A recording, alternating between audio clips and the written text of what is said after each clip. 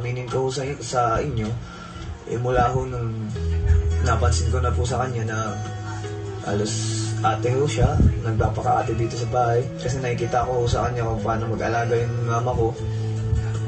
Sa physical kuya, kahulma ho ng mukha niya, yung airmat ko, kaya di ho kami nag-uusap.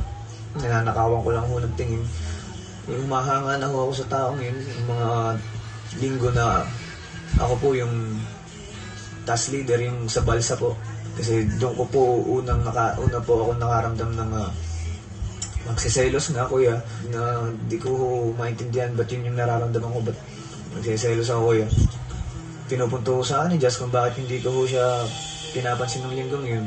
Yung aminin ko sa inyo, sinadya ko talaga yun na hindi ko siya pansinin ng time na yun, kasi gusto kong iwasan kuya, gusto kong pigilan kung ano po yung napipil ko na po yung about sa kanya, yung mahalagang tao sa kanya kasi Jess dito sa loob ng bahay niya kuya.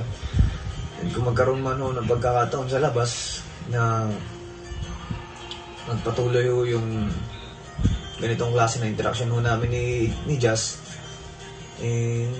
paninindigan ko ho kung anong po naramdaman ko dito kuya. Sipiang ko yan, simula ho dumating siya dito sa bahay, hindi ko naman po ina-expect na magiging ganun po kami ka-close, hanggang sa lumalalim na ho napapag-usapan namin patungkol ho sa mga buhay-buhay namin kuya. Nasa, ayun lang kuya, bigla na lang ho kaming parang ano po yung pakiramdam ng mag-best friend pa, parang ganun kuya.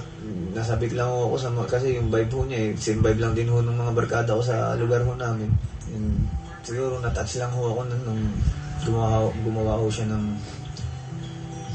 nitong something ho nung araw ho ng birthday ko. Simula ho nung ang laki na ho ng pagpapalag ako kay Piang, kasi hindi ko po inaakala na maisip niya yun.